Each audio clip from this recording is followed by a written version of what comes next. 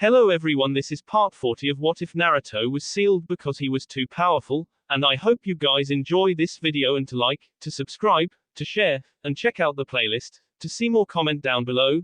Now let's start the intro. They call me a god. They call me a god. They call me a god. Join my membership, the perks are great. It's in the description. The day after his return to Konoha, Naruto went to the only place he figured he would find easy to contact Sai or Maki. He headed to his oldest stomping grounds, the root hideout he was trained in that served as his mother base back during his formative years. He hadn't been in the Konoha base since he had found it abandoned after his first attempts to locate Danzo 3 years ago when he had first broken the seal on his person. The grey and colorless walls brought back a wave of nostalgia that he let himself get swept up in. He was even subconsciously striding along silently on instinct. Walking in those halls and allowing Danzo to effortlessly hear your footsteps would get you disciplined. Sadistic old fart, it was going to be weird without him always hovering in the shadows somewhere. Even when he wasn't in contact with him, he could always just feel Danzo around somewhere. He could afford these thoughts now. Danzo was and even though the man would have wanted him and the others en route to move along, it was Naruto's choice to think of him and try to keep him in the back of his mind. Even if the man's death never became the major news around the village it should have been, probably the way he would have wanted it, it didn't mean that he should just be forgotten in time. He had done too much for his village to be a footnote at best. Naruto's feet carried him to the old dimly lit training section of the base, and as he walked through the door and stepped inside he let out a sigh as he started walking towards the room that he remembered as his own little personal space. It was actually his and Maki's, but it was his first. He trained there mostly alone under Danzo's watch for over a year before he was ever partnered with her. And since it actually did wind up being their training area, it didn't surprise him to find her there sitting down, seemingly meditating. He walked into the room without alerting her or disturbing her serenity and leaned against the wall, just basking in the tranquility of the more or less empty base. One day it would be up and running, and full of life again. Once he became Hokage, Naruto would have Root operate the way it was meant to be used all along, as the extension of the village's defenses. The real Black Ops unit. Only the very top of the food chain in the village would know they existed as originally intended, and the operatives would live amongst the populace, some as registered shinobi, others as sleepers posing as mere civilians, all with the same overall goal, to do what needed to be done. Do you know how I wound up in Root in the first place, Naruto-senpai? Maki said quietly from her meditative position. Eyes still closed. I don't think you do. We never really talked about how we all wound up here. Naruto shook his head. He didn't know, but it wasn't that hard to figure out how. Either they came to Danzo of their own will once they learned of him as active shinobi, the way most of his adult forces did when Root was a legitimate branch of Anbu, or they were orphaned and recruited that way. Most of the children that wound up in the academy had some kind of legitimate family background as a shinobi. Civilian children could of course join the academy, but it required them to be enrolled by someone related to them. Without a benefactor sponsoring them, parental or otherwise, children couldn't join the ninja academy, as it wasn't a decision that a child should have been allowed to make on their own. So the reason that Maki and Sai joined Root was obvious, especially now that Naruto knew that most of Danzo's forces had been wiped out by Pain back during the last Great War in a mission along with many of Sansho no Hanzo's shinobi. They were both orphans, much like him, with no one to sponsor them in the academy. With their only route into the conventional forces blocked, Danzo reached out to them and recruited them for training to eventually rebolster Root. The most talented of the youth were enrolled in the academy eventually, much like Maki and Sai were with Danzo as their backer. This was done to keep some members of Root in with the main forces so that Danzo was kept aware of everyday happenings that he might have missed while keeping his gaze in the shadows. The others that weren't sent to the academy were kept as Root's go-to force, the ones that accomplished most of the general missions. I don't know for sure how you ended up here, Maki-chan, but I can guess how. Naruto said, still leaning against the wall in the room. It's not that different from me. It's not that different from any of us around this age. It's how we all joined. We all wanted to join the academy, we weren't allowed. Danzo Gigi found us and we jumped at the chance. He shrugged his shoulders. I was 4. How about you? 4. Maki replied, My parents were on the highways back when Tano Kuni was more lawless than it was even now and left me alone when I was barely able to walk and talk. I was just a dirty little orphan when I was blocked from joining the academy. I can't even blame them for not taking me, I probably looked like I'd keel over any second. Naruto blocked a cringe as he remembered that all orphans weren't as well often taken care of as he had been. Even then his pedigree, unknown at the time to him and the vast majority of the village, shone through and assisted him. Maki just continued to speak though. I got 3 weeks of basic introduction and then Danzo-sama threw me to the wolves. She said as she opened her gray eyes and looked across the room at Naruto, "You were very brutal in our first spar, Naruto-senpai." Naruto let out a chuckle. "In my defense, I didn't know you were a girl. Actually, that probably wouldn't have made a difference anyway. It still wouldn't. I was 6 years old when I joined," Sai said as he entered the room from the hallway. "Until then I just lived at one of the orphanages, the one based on the north side of Konoha closest to the academy. I wasn't really leaving much behind when I joined. In the end, joining Root allowed me to meet my older brother, Shin. I don't know whether or not to be grateful that he has of illness before we were to fight to the death, but were it not for Danzo-sama we never would have met in the first place." He looked up at Naruto and Maki and smiled. "None of us probably would have met either." For once, Naruto returned Sai's smile as it truly did not look fabricated. He had either been practicing with his study on emotions or he had legitimately felt the need to convey the needed emotion for a smile to surface for once. "You're right," Naruto said as he stood off of the wall and began pacing around the room. "Danzo Gigi was AB. I'll admit it to anyone. I'll be the first to admit it. He kicked the crap out of me personally, made my life hell more often than not as a kid, and he made sure the rest of you got the crap kicked out of all of you too. He gave us the chance to do what we wanted though, and all we had to give was what was left of our crappy childhoods." Standing behind Maki, Naruto rested his hands on the seated girl's shoulders. "Rough training, dangerous missions right from the very start where we were in serious danger. Yeah, we dealt with that by choice. But that's the thing.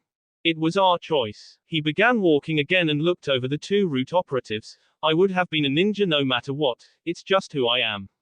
But the both of you and the others our age wouldn't have had the chance at all to do what you all wanted to do with your lives. We're an entire generation of shinobi born to parents that s during the last war and everything that happened in its wake, and we would have never been given the chance to do this for a living if Danzo hadn't been there. As an example, Fu and Torun had been a younger pair of shinobi older than Naruto who had lost parents in the period between the last major war and the Kyuubi attack. Due to the tumultuous times they were living in, their clans had too much to deal with to represent the pair of them, too young to be allowed to make such a decision to become shinobi like their parents, too old to be fully taken in by their own clansmen to be raised as foster children. They might have wound up left behind to wither in obscurity had they not found Danzo. He served a purpose," Naruto finished as he began walking towards the open door of the training room and out into the hallway of the training area that was once vacant and now full of every last Root operative, over hundreds of young shinobi and a handful of older remnants left over from its years as an actual functioning part of Konoha's regular forces. He made sure the rest of us served a purpose. We mattered because we did what no one else could be caught doing for our country. Because we joined Root we were able to do more than just stand on the outside looking in. It was probably dragged out of you in your emotional conditioning, but the fact is this is what we all always wanted to do. So if nothing else I'm going to remember Danzo Gigi for that, because he gave us the shot when there was more or less no other way for most of us to ever get the chance at all. And Root isn't just because he's gone, because the rest of us are still here and we can't just stop now." Sai walked out behind Naruto followed by Maki as they all looked at the crowd of Root ninja and the pale teen spoke after Naruto's last statement. "If the roots falter and wilt then the tree will no matter how great it is." Almost immediately, the entirety of the Root ninja dropped to one knee to bow obediently to Naruto and Sai.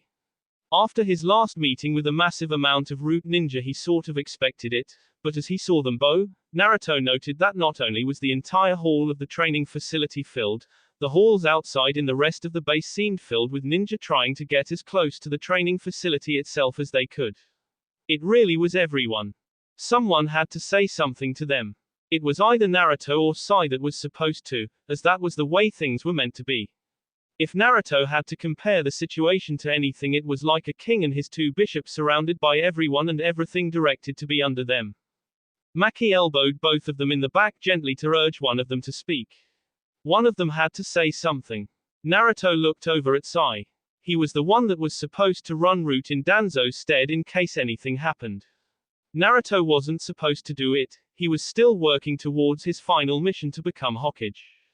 That didn't mean he couldn't show them that he was for them as well as the regular forces. Sai's in charge, Naruto said with full confidence in his voice, isn't that right? He said, turning towards said young man. Sai nodded, yes. Sai reached into his pocket and pulled out a scroll. Danzo-sama left me with these orders in the case of his death, his authorization of his direct successor to run route.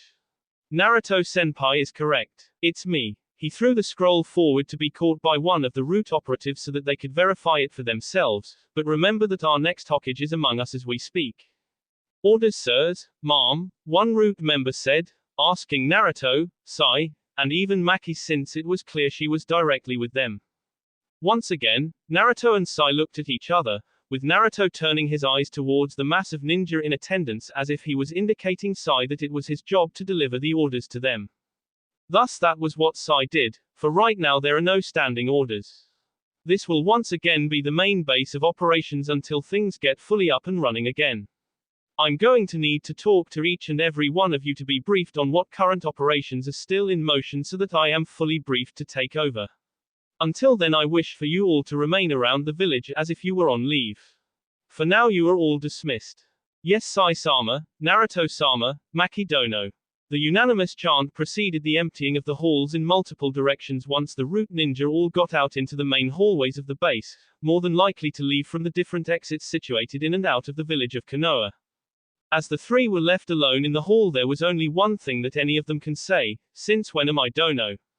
Maki asked quietly. She was actually quite flustered having been put on the spot like that, not used to being the subject of authority over anyone, let alone all but two of the remaining root members.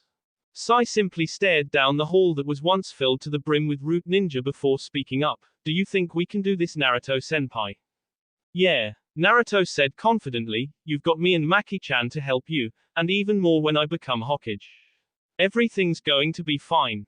Sai nodded, I'll try. He said, only to get rapped on the back of the head by Naruto, huh?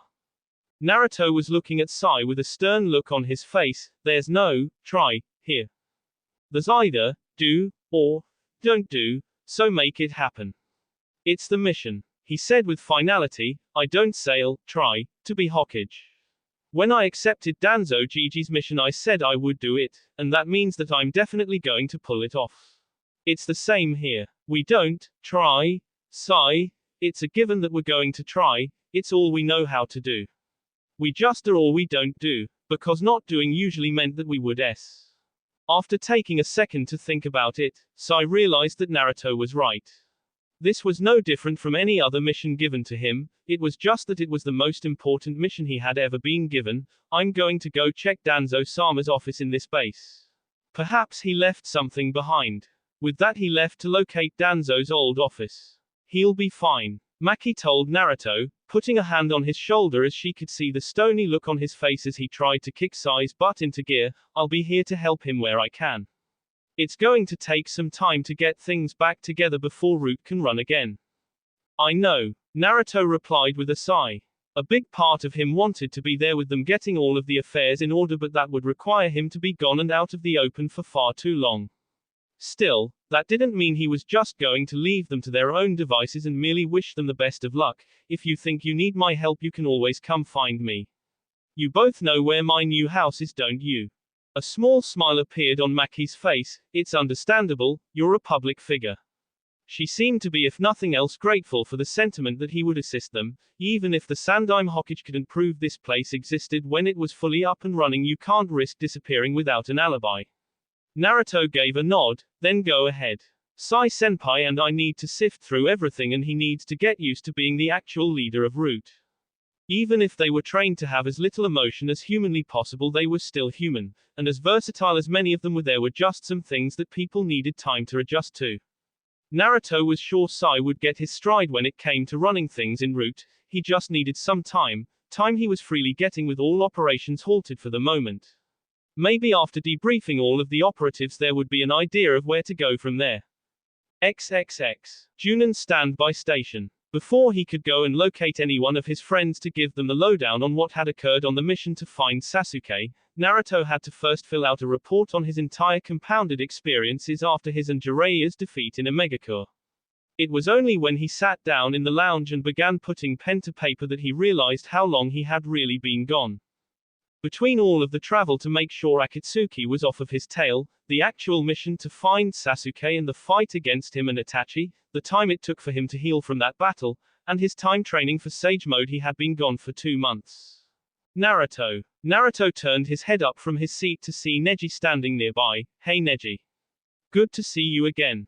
Taking the greeting as an indication that his presence wasn't a hindrance of any sort, Neji sat down in the vicinity. We almost managed to locate you around 1 month ago, but your team prevented that from occurring. Neji was still rather sore that Sai and Maki had managed to fool them with an ink clone under a henge. If he had been more suspicious of the pair of Konoha ninja he had never met, then it wouldn't have happened, but they had also been escaping from an S-rank threat at the time and Sai and Maki had been assisting them until that point. You didn't want to be where I was, Naruto assured him, remembering how horribly destructive the entire battle between himself, Sasuke and Itachi became. If he ever wound up having kids, then the stories of that fight would probably be a bedtime favorite. Even the preceding conflict with Deidara was heavily intense. How's Tayuya-chan, by the way? Neji was well aware of the damage that Tayuya had suffered during the mission.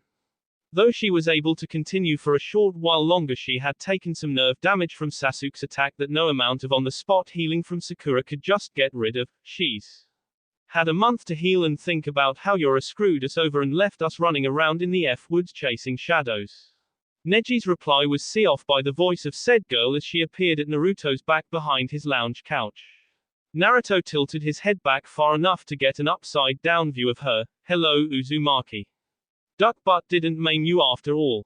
Not for life anyway. Naruto replied flippantly before a smile appeared on his face. It's really good to see you're alright. When my clone left you in the woods you didn't look good at all. Tayuya moved around to the front to sit down with Naruto and Neji, notably right next to Naruto. Oh come on, a little cardiac arrest can't stop me. Now who was that guy and that girl dressed like you claiming to be your teammates before they ran away from us? Naruto shrugged as he split his attention between his friends and his report. They were my actual team. Sai and Maki are registered. You can find their records. He was trying to make it seem uninteresting so that they would drop the issue. At least Maki and Sai's existences could be proven in the regular forces, unlike most other root members. Holding a fist in front of Naruto's face, Tayuya growled out threateningly, I wanted to kick the crap out of you for just running off without ever even talking to us in person, but then again you saved my life out there, so I guess that's worth something. Thanks for that, by the way. Anytime, Tayuya-chan. I'm glad you two are here though. I've got something kind of important to tell you guys anyway. Kind of important. Neji repeated with a raised eyebrow. What's so important now? Is it more important than you being left for S by one of the Akatsuki, or running off all over the world and letting everyone think you were S for 2 weeks? He jibed in reference to Naruto's disappearing act after the loss to Pain. Tayuya let out a small laugh and ribbed Naruto with a good-natured elbow. Yeah, what is it? Did you finish off Uchiha team? Kind of. Tayuya's eyes went wide and Neji even had a visible response to hearing that. They had not known the aftermath of Naruto's fight with the pair of Uchiha and only knew that he had survived it. More often than not, when strong forces oppose each other, despite the level of danger that exists in the shinobi world, neither opposing force really kill the other unless the difference in power is incredibly noticeable. Death was a part of any battle, but to hear about the death of someone you could put a face to and in some cases could even say you had known was something else altogether. You kill him, Tayuya said, part question, part trying to get the thought through her head as she knew two girls on a personal level that might take that a little too deeply. You kill your old friend like that? He wasn't any friend of mine, Naruto said, voice full of conviction. He was a comrade, but then he threw that all away by running and nearly killed Rock Lee 3 years ago. You guys are friends of mine. I have friends in other places. Sasuke wasn't my friend. He said before releasing a sigh, but I was told when I was in Kiri after the battle that Maki and Sai saw the bee of Itachi and Sasuke. The last attack sent me flying, and their bee aren't as tough as mine to deal with so much stress, so I guess they just couldn't take any more. Neji now really wished that he had been there. If not to fight then simply to watch it himself in person, you were able to defeat them both. Sasuke was skilled even back before his time training with Orochimaru as far as Neji was concerned. Adding Itachi to that equation seemed like a disastrous endeavor to undertake. That's incredible. Unable to do so the last time she saw a clone of his, Tayuya took in Naruto's appearance. Through the unzipped collar and upper C of his sleeveless root vest it was unzipped, and at the exposed midsection it gave him she could see the edges of a tattoo on his person hidden by his clothing, yet she couldn't make out what it was. On his exposed arms she could see numerous new tattoos that were clearly seals. Multiple storage seals on one arm and a strange-looking one that started at his elbow and went down to his forearm. You've had a few months, huh? Tayuya finally said. No one would put those things on their person if they didn't need them, and from the sounds of things he needed each and every one he had. You don't even know Tayuya-chan. Naruto thought to himself as he merely nodded and kept writing his report. I want to be the one to tell everyone else myself about what happened to Sasuke. If anyone is upset about it then I'm the one taking responsibility for it. I was the one that took the mission from Kiri to find the sword that he and his team took. No one out of the entirety of the group of younger ninja would necessarily hate Naruto at all for his clash with Sasuke. One had to do what one had to do after all. Sasuke had professed his intention of severing ties with Konoha and joining its most prolific enemy, going so far as to gravely wound one of them during his escape and leave him for S. He did not owe Sasuke any mercy or reprieve. One person that had to realize this as well, and most certainly did, was also in the station elsewhere in the room, out of sight of Naruto as he hadn't gotten the opportunity to come over to the younger pair of male Junin and the female Tokubutsu Junin currently speaking about his wayward former student. Kakashi simply sat off to the side and listened without letting his presence be known. So you were able to do it after all, Naruto. I can't say that I would have been able to do the same if I were in your shoes. He wished that it could have gone down a different way, but there was nothing that could be changed now. As Kakashi thought these things to himself, Naruto finished his report and stood up out of his seat. Are you guys going to come with me? I'm going to find everyone else and tell them about what happened with Sasuke. The way you two reacted, I guess that means that it never really went public and they don't know either. Both Tayuya and Neji thought that it would be a better idea than any. If all of the people that they knew personally were going to find out about the fate of someone that had been rather prolific in their lives for one reason or another, then they couldn't just choose not to go because they had already heard what would have been said. This in mind, both Neji and Tayuya stood up and followed Naruto out to turn in his report and round up their other friends. XXX. Hokage Tower, Tsunade's office. Jiraiya let out a low whistle at hearing the recent news from Tsunade. 4 out of 5 in one place isn't a bad little meeting of the minds at all, Tsunadeheim. Exactly, Tsunade said, sitting at her desk as Jiraiya sat on the windowsill of the office looking out of the window onto much of the village. It's better than us going about trying to deal with Akatsuki on our own without stepping on each other's toes. Look at what that's gotten everyone so far. Only 4 of the formerly 9 Jinchuriki around all of the elemental nations were left, one of whom was a kage. In the past it had been clearly shown that members of Akatsuki could infiltrate any country and even the hidden villages within almost effortlessly. The leader of Akatsuki, Pain, more or less had an entire borderline top 5 village of shinobi at his beck and call, and now Tsunade had been told that Madara Uchiha was still alive and was the benefactor of the terrorists. Who knew what else could possibly happen? So the plan was to hammer out some sort of true method to deal with the remainder of the threat. It was no longer just about hunting down a handful of powerful shinobi with treacherous plans. Now there was the issue of one nation possibly provoking a war with a megacore. While the country the village sat in was small, the village itself certainly was not. If it was required, it was believed that even back during Hanzo's reign the entire country could have been overthrown by his amassed forces. The law of Daimyo was more of a formal position in that country than anywhere else in the world.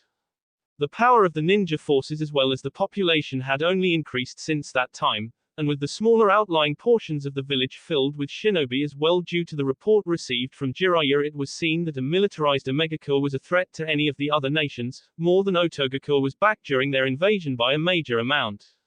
The defeat of Jiraiya didn't instill much confidence that Omegacore would be easy to defeat if it actually came to blows either. The Secret of Pain's 6 paths still had a hitch to it that needed to be addressed and then exploited in battle. Thinking of his loss and the severing of his arm, Jiraiya decided to put his thoughts to a more proactive purpose other than dwelling on something that couldn't be changed. So what's the plan for the meeting? You're going to let me in on it, right? Tsunade turned around in her chair to face him as he had been behind her. The meeting will take place in the assembly chamber. Guards will be stationed on high alert around the entire village since this would be a prime opportunity for our enemies to attempt something. They visiting cage are all allowed an entourage of bodyguards and the like, but as a show of good faith and since the meeting will be taking place in my village, I'm only bringing 2 into the actual meeting room. The way she said that told him that he wouldn't be one of the ones in the room. Why Tsunade could it be that you're finally casting me out of your life? How could you? Jiraiya said dramatically, nearly swooning his way towards a fall out of the window until he narrowly caught himself from doing so. I keep forgetting I don't have the other arm to keep me from falling out when I lean that far, he grumbled to himself. Keeping herself from letting out a laugh at Jiraiya's near-catastrophic attempt at humor, Tsunade managed to get serious enough to tell him her reasoning. You're going to find out everything that goes on in that room anyway after the meeting is over, so it doesn't really matter, does it? Jiraiya sheepishly rubbed the back of his head as if he had somehow forgotten his status as Tsunade's closest confidant. I'm taking Naruto and Tenzo. Tenzo, Jiraiya said in confusion, the Anbu that ran that mission to sack the Otogacore bases 6 months ago. Why him? If I brought you, it would either put the others on edge since they know who we both are, or they would think us weak since I brought a crippled man as a bodyguard. Hearing that from Tsunade put the proverbial storm cloud over Jiraiya's head. Oh, you big baby, you know you can still run circles around 90% of the healthy shinobi in the world. You're hardly handicapped. Jiraiya quickly perked back up at that. You're right, I'm still 3 times the man anyone else in this village is. I'm the ultimate handicapable ninja and a bona fide bad M. That will not be attending the meeting. That will not be attending the meeting. Jiraiya finished, repeating after Tsunade, noticing that he had once he saw the smirk on her face. So, Naruto and Tenzo, huh? Why those 2? He asked, trying to switch gears. This was a question that Tsunade was more than ready to answer. Every report I got from every ninja that was sent on the mission that ended half a year ago to sack Orochimaru's bases said that they worked like a damn pair of machines. They're familiar enough with each other, and besides that Naruto is famous and has something of an in with every cage at this meeting. If he's there, then they'll at least listen to everything I have to say. I'll tell him when I get back to his house later. Jiraiya said, getting a nod from Tsunade. You know he's still dealing with Danzo's death. He commented, getting a frown out of the Hokage. No matter what you think, the kid holds him in high regard. I think he holds him higher than he does Sarutobi-sensei. Tsunade's delicate brows arched highly in surprise when she heard that. Remember what sensei and I did to him? I couldn't be any happier that he forgave me and let me still be a part of his life. He never even got to hear anything from sensei on it. Tsunade let out a sigh and shook her head, but it's Danzo. I know those old crone elders loved the old man, but a kid like the brat, going with the fact that Haru's and Sarutobi came very close to ruining Naruto and the fact that Naruto was originally trained by Danzo, those things obviously stuck with the boy. Why wouldn't it? At least he wasn't vengeful over the matter, so how'd he take the news in the first place? Jiraiya shrugged, he didn't really talk about it. It reminded me a bit of the way he was when he got beaten up in Suna by Hiden and Kakazu. That little servant girl Hamiko is a gift from Kami for the kid though. It didn't take much from her to get him out of it this time. Jiraiya didn't even have to kick his ear into gear this time. I'd give him some downtime for the moment though. Let him get stir crazy before you decide to send him back out into the field for something again. I'll take that under advisement. Tsunade said, agreeing that after the stretch of the last couple of months getting a second to catch his breath could only do Naruto some good. I should probably take a minute to talk to him again too. Jiraiya let out a chuckle. You can stop by his house anytime Tsunade Haim. The kid adores you like a mother. He'd treat you like royalty if you came to talk to him there. He then looked away somewhat haughtily. I think the Gaki likes you more than me. His eyes then slowly drifted towards Tsunade again, more specifically her C. I can clearly see where the initial attachment came from though. Tsunade's gaze darkened somewhat. Oh really? She said in a tone that warned Jiraiya that his next words had better be correct or not even having one arm would keep him from getting punted off of that windowsill across the entire village. And why would you say that? Jiraiya began to sweat slightly, wondering if a fall from that height out of the window would be a better fate. You're very maternal, he said, blocking his own sigh of relief when he saw Tsunade calm down. But this being Jiraiya, he just couldn't let himself get ahead. Yeah, looking at your rack when you first met probably made him subconsciously wish he was a baby again so he could have. After kicking Jiraiya off of his windowsill perch for his stupid last remark, Tsunade absently wondered if her aim had been good enough for him to land in the forest of death. XXX. Root base. After clearing out the base, the only thing left behind in Danzo's office were inconsequential things like the desk and chair he sat at, the bookcase for aesthetics, the bulletin boards on one wall that would have housed things currently in operation, things like that. The scouring of the bare office of the former leader of Root led Sai and Maki to eventually wind up looking in the most unconventional places for anything. With this mindset they destroyed the desk, bookcase, and chair. One would think this to be unnecessary, but there was no such thing in this case. Anything they thought needed to be seen at this point was prudent to be found. And this method of thinking was appropriate, because inside one of the legs of the chair it was found that Danzo had hidden a small microfilm to fit in for posterity.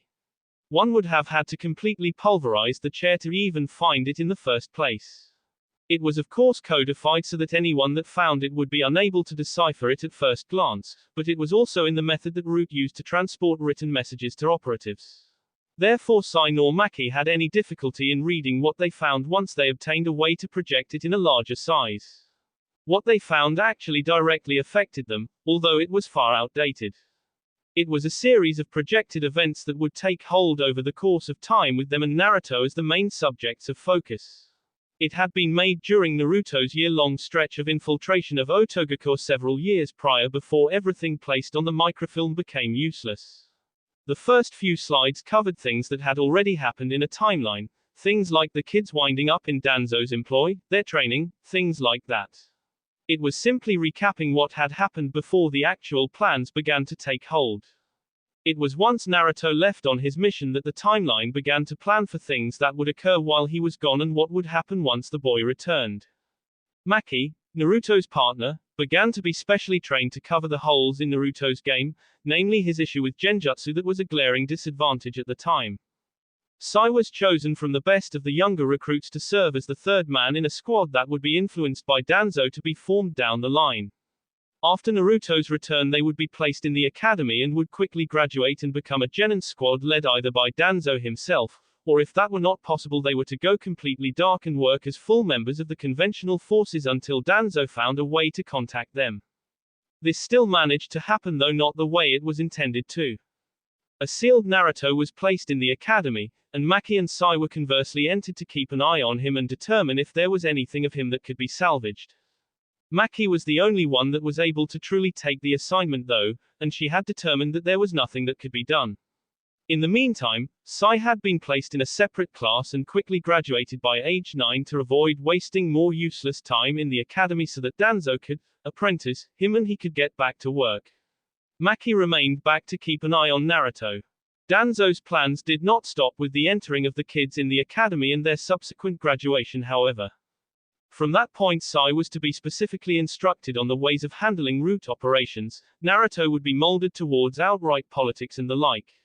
The reason was that when Naruto became Hokage Sai would run Root and the two could actually work together behind closed doors to maximize the effectiveness of the unit and Naruto's eventual position as Hokage.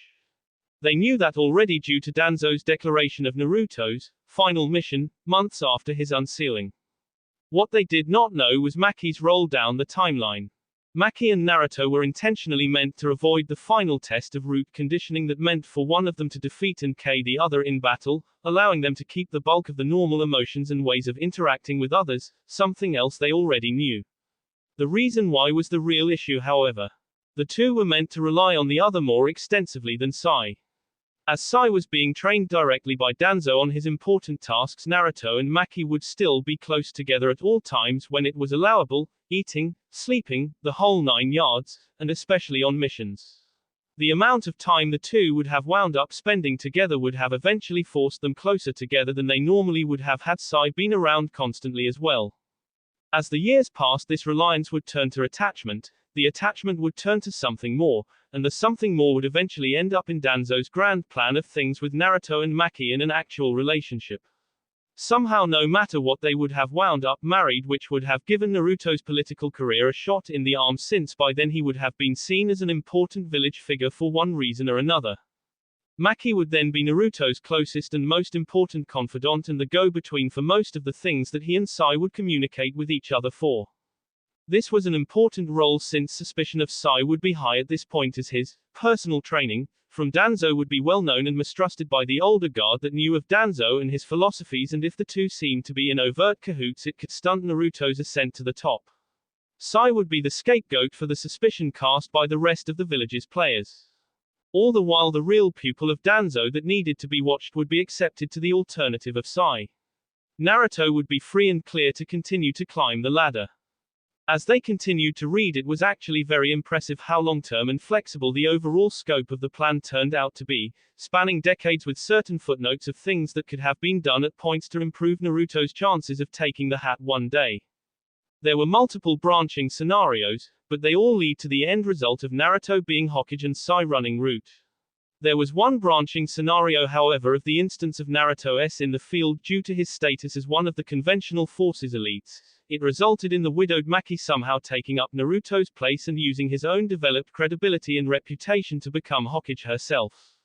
It was very impressive. By the end of the notes, all Sai could do was turn to Maki to see the faint amount of red on her cheeks, and that told the whole story. It was probably her to try and act so normal during the whole presentation, and he knew it. He probably would have been laughing his ear off if he had emotions like that, because he honestly found her reaction to be more amusing than if she had gone off on a tangent like a normal person might have. Well, neither of them particularly knew what to say in this instance, but the silence was actually starting to get awkward for even Sai, so, that's quite something, isn't it? Maki only gave a stiff nod in return, apparently not trusting her voice enough to try and speak through the embarrassment. Are you going to say anything? What could I possibly say about that? Maki asked quietly in an incredulous manner. She was supposed to marry Naruto had everything gone off without a hitch, and she could say that she could see why Danzo would have planned for that to happen. I mean, I care about Naruto-senpai a lot. I always did, but still, she said, turning away and scratching her cheek. I probably would have ended up with him if he had never left. Sai's smile was directed at her full force. You wish you could marry senpai, don't you, Maki-san? What? Maki said, fully red-faced as she stood up from where she had been sitting. I did not say that at all. How could you even ask me something like that? It's completely inappropriate. The smile never left Sai's face. You haven't said you didn't yet. With that, Maki turned and abruptly left the room, leaving Sai by himself as he collected and prepared to burn the microfilm. And here I thought that good-natured teasing of one's comrades was a way to build stronger positive relationships. XXX. A few hours later, Naruto's home. All of the 9 ninja that Naruto had graduated from the academy with and Team Guy with Tayuya were in Naruto's home, seated all around the living room area. Being a good host, everyone wound up being content and fed as something of a minor, you didn't get K while you were gone, party. Kiba swore that the get-together was just Naruto's way of saying, look at my bigger house and feel the jealousy. And he was. He was feeling it full force, especially since Naruto's self-proclaimed servant Hamiko was the hostess and was more or less treating this not like a servant but more like Naruto's wife. Okay Naruto, it's good to see you again dude, but she's really getting to me. He finished pointing at Hamiko over in another area of the room, talking with the females in attendance. I still can't believe she lives with you, lucky bee. Why can't anything cool like that happen to me? I don't think you could take the karmic backlash that would come with it. Naruto remarked from his place in the kitchen, getting himself something to drink before he walked back into the main party area. I'll be honest. When life is good it's really good, but when it rains it pours, he finished, rubbing the back of Akamaru's ear as he spoke to Kiba. Speaking of just seeing you guys again, I wanted to talk to you about that. Sakura's attention quickly ceased from the conversation she had been having with the others over to her former teammate like a bolt of lightning. Did you run into Sasuke-kun? She asked, knowing that was why he had been there in the first place. The tone she used to ask the question got a scoff out of Tayuya, sounding slightly distressed. That's a legitimate question. Naruto walked over to Tayuya and put a hand on her shoulder. It's alright Tayuya-chan, this is the real reason I invited everyone here anyway. You know that. Tayuya begrudgingly nodded in agreement and let the matter drop, choosing to let Naruto deal with it. She still grumbled about it even as he walked away though. You invited everyone here at once to talk about the mission? Shikamaru asked, having been on the mission to assist Naruto and bring him home. Something happened, didn't it? He was making a statement more than asking a question. You really did fight him, didn't you? Naruto leaned against the countertop in the kitchen and let out a sigh. That was a rough day. I fought one member of Akatsuki, Deodara, got hurt against him, and then I managed to trail Sasuke and I found where he went after beating Tayuya-chan and Sakura. He went to fight Itachi. Ino nearly jumped up out of her seat. So Sasuke-kun really did fight his brother after all. What happened? Let Naruto-kun talk. Tenten admonished the younger girl for see off the point he was trying to make. Do you think he'd say all of that and wouldn't tell us what he saw? Naruto gave a grateful smile to Tenten and got serious once more as he kept speaking. Sasuke did end up fighting Itachi, and me. We all fought each other. Even thinking about that fight made him flinch subconsciously. He officially had that filed as the third worst day of his entire career. We ended up blowing up an entire fortress during the fight. Sasuke was so strong, I almost couldn't believe he could pull off one of the attacks that he did, and Itachi was just as scary as I always thought he would be in a battle. He wished he could describe just what he experienced better. On the other hand, Sakura was listening to this and was putting the pieces together of what was being said. The tone of speech Naruto was using, the fact that Sasuke was not currently there with them, the fact that Naruto was using past tense to describe anything. If Naruto had lost that battle he probably wouldn't have spoken about it. Did you win? Naruto's blue eyes see towards her sharply and met her own emerald ones, nodding slightly. Well, what happened in the end? She had a feeling in the pit of her stomach about what happened, but she needed to hear it even if she didn't want to. Well, it was definitely moment of truth time now as he had everyone's undivided attention.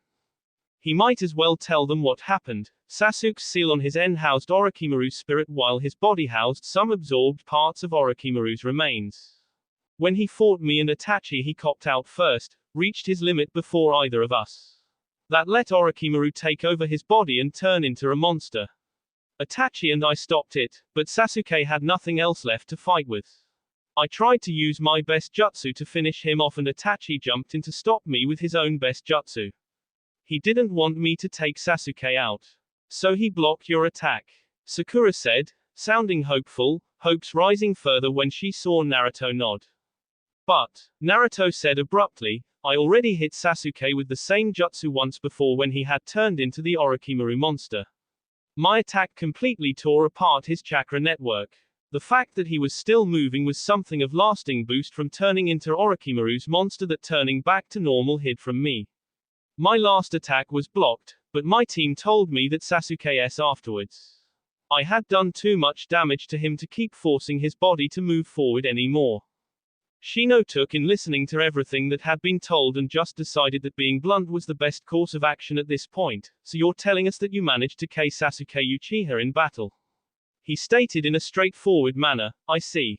Yeah. Naruto said, more or less understanding what the sentiment in the room was right now. I would have at least recovered his body if I could have so that I could bring him back, but I wasn't able to stay awake any longer after Itachi blocked my last attack and it blew up in my face. I never hated him, but I wasn't about to pull punches in a fight like that after what I had seen. Both brothers had been out for his B from the start. Silence permeated the room as the information was given time to sink in. Most were of the opinion that Naruto had done what he had to do. Ino begrudgingly admitted such despite the fact that hearing the news was like a punch to the stomach. Still, she most certainly couldn't fault him for doing his job. On the other hand, Sakura understood. She understood completely. She understood from every angle of the situation, and there was a part of her that wished she had been strong enough to do the same when she and Tayuya had been faced with him. That still didn't stop the feeling that someone had stuck a knife into her heart and twisted it as far as it would go. She stayed in there for as long as she could, but her limit was only a minute or so after having the truth dropped upon her. All that she had actually trained for ended up being for nothing. She had blown her only chance to get Sasuke back due to her own hesitance, and now she would never get another opportunity. He was lost to her forever. I'm sorry, Sakura. Her tear-filled eyes turned towards Naruto again to find him looking at her intently. I know what it's like to lose someone important to you. Even if it's someone that no one else really feels any sorrow over losing, that doesn't make them matter any less to you. If Danzo hadn't been K recently, then he probably wouldn't have been able to relate in much of a way at all. The apology was legitimate in what it was trying to convey. She could hear and feel that he meant what he had said. That didn't make it any better at the moment though. Tears were streaming down her face in silent lament before she could get through the room and up the stairs to exit through the front door. Ino moved to follow after her, but stopped for a moment to spare a few words. Naruto, I'm sorry, but someone's got to stay with her right now. And it was clear from Sakura's reaction that she had always felt far stronger about Sasuke than she did. She herself had almost been brought to tears, but that was more along the lines of someone familiar to her being revealed as S. Sakura's grief was more heartfelt. Apologizing to everyone that she ran past upon leaving the house to chase after her friend, Ino quickly went after Sakura to find her. Doing things to hurt others close to you even when you believe it's what's best for the majority of the people you desire to keep safe. There was probably a better way to handle Sasuke. As a matter of fact, Naruto was sure that there was, but he was on the spot and he made a decision to fight as hard as he could to defeat Sasuke and end all of the potential threat that came with his prolonged survival. Now he could see where the Uchiha M might have come from, and from where his ceiling came from. Those in charge didn't have the time to sit out and think of everything that could come into play to make a better decision. They made the best decision they could in urgent times, and mistakes were obviously going to be made, mistakes that were more important to some than to others. At the time, these actions would seem like the best way to go about business. Damage control, and of course in hindsight one could see all kinds of different ways to handle a scenario that wouldn't be visible at the time of certain incidents. The good cheer that had been abundant before Naruto's telling of events was clearly all dissipated at this point. Being Hokage was definitely going to turn his blonde hairs grey if just talking to his friends about things like this made him feel like a real heel. XXX. The next day, gates of Konohagakure no Sato. The Mizukage, accompanied by a squad of her elites led by Ao, walked through the gates, sans hat and robes as she took in the sights and delighted in the double takes she received from male passersby, Ara. It looks like they're not used to seeing a foreign cage up close like this before. It probably also had to do with the fact that she was very beautiful, but she neglected to verbally state that fact. This is a very beautiful village though. She commented to the Konoha guide leading the way. Yes, Konoha is the guiding light of Hai no Kuni. Mito Guy said as he led the way through the village enthusiastically, showing the entire country exactly how to burn with the flames of youth. I'm certain that your village is much the same since your civil war ended. Ao couldn't help but smirk at the eccentric shinobi. In his own experience, Konoha usually had the weirdest collection of personalities. It sure didn't make them weak by any stretch of the imagination. As amusing as he was, if he underestimated this man for even a second, it could be the end of him in battle. Fortunately, they weren't here for anything like that. This was purely diplomatic. The rebuild over the last few years has been steady to say the least. Your own dignitary could have told you that much though. Guy blocked a frown from coming over his face at the mention of Danzo, not taking this moment to comment on his demise. That would come later if it was prudent to bring up during the cage meeting. I hope you enjoy your stay here. If you require anything, then feel free to ask for Konoha's infamous sublime green beast of prey, Mito Guy. I'll keep that in mind, Guy-san. Mei said with an amused giggle before switching tones. You are quite the specimen though. She commented on Guy's obvious good shape. Guy merely turned towards her and gave a thumbs up and a grin, complete with shining teeth effect. Ao himself even had to comment on it. I have to admit, Guy-san, Mizukage-sama is right. I could say that we certainly need more men like you around in the village. May, however, only heard a few certain parts of that statement. Mizuki-sama needs a man like you. Having heard that from Ao, May turned towards him with a deceptively sweet smile on her face. Ao, shut up or I'll kill you. Ha! Ao said in confusion, I can't get away from it. Even in a completely different country. Wait, she can't do that here, can she? I really hope not. XXX. Mizu no Kuni. An extremely disheveled Sugetsu looked down while breathing heavily. You were tough, but today just wasn't your day, my friend. He said, a satisfied look on his face. As if it were an old friend, he held Kubikiri Bouchu in his grasp as he held Samehada in the other. He had never taken the harness he had fashioned from before out of his usual mode of dress, always knowing that he would get the massive cleaver back one day, and now I've got 3. He said as he bent down and pried a scroll with the kanji for Hiramekure on it from the hands of a fallen, Bichujuro. You're finally done, Karen said, walking up behind Sugetsu. She had some marks of battle on herself, but was otherwise fine. As she arrived, she looked down at Chujuro and shook her head. You sure took your time with him. Sugetsu turned and began to walk away. The guy wasn't weak at all. He actually knew exactly what he was doing with both swords. It was really impressive. He said as a smile came on his face, remembering the battle. So how'd you win? He didn't have the stamina to keep going. Sugetsu remarked, pointing to Samehada which was somehow stuck to his back over Kubikiri Bouchu that was back within its sheath. Karen nodded in understanding as Samehada was a terrifying weapon even if you knew what to expect from it, and it had been gone from Kirigakure for so long one would be hard-pressed to know too much about it in this current generation. He tried switching weapons on the fly too much. Big mistake. He wasn't nearly fast enough to pull that off. Karen could clearly see that Sugetsu was quite pleased with himself, and the fact that he now had 3 of the 7 swords that he sought to gain possession of meant that the trip was worthwhile. Right now they had to get back to Juugo. They had left him to take down the rest of Chujuru's accompanying squad on his own. Karen had left him by himself so that she didn't get caught up in the so now what do we do? You still want Uzumaki, don't you? Sugetsu asked, getting an angry growl at the mere mention of the blonde shinobi. Well then we train. Someone like that isn't going to be easy to beat, even if I do have these weapons with me. You're still all but useless in a fight with the guy. Having almost half of the swords he required, Sugetsu was content for the moment to focus on the wants of his teammates, at least for now. I'll break him with my own hands, Karen muttered darkly. He took her beloved away from her. I'll never forgive that ever. Feel free, Sugetsu said, happy that there was finally something to drive Karen to not attempt to keep to the bare minimum of the shinobi arts. Madara's going to call us soon enough for something new, and we'll be waiting. By the time they would be summoned by the mysteriously devious Uchiha they would be more than ready for whatever was next. XXX. Forests of Hai no Kuni. Gaara didn't like to travel with an entire entourage. He never got to leave Suna very often due to his position as Kazekage, but when he did all he required for company were his siblings Kankuro and Temari. This was his choice of accompaniment for the meeting in Konoha with the Hokage, Mizukage, and Reikage. The only one he had ever seen in person was the Hokage, Tsunade, but he was more excited than nervous to meet the others for the first time. As they traveled though, there was something that just seemed to nag at the back of his mind. Temari took notice of this, stopping their movement through the trees to talk about it. Gaara, what's bothering you? Most people would be unable to decipher any issues with the stoic young man, but then again this was his sister who had been around long enough to pick up on the subtle nuances of Gaara's more restrained moods. It is nothing, Temari. Gaara attempted to reassure her, it's just something that I'm certain is normal when a leader leaves their village alone.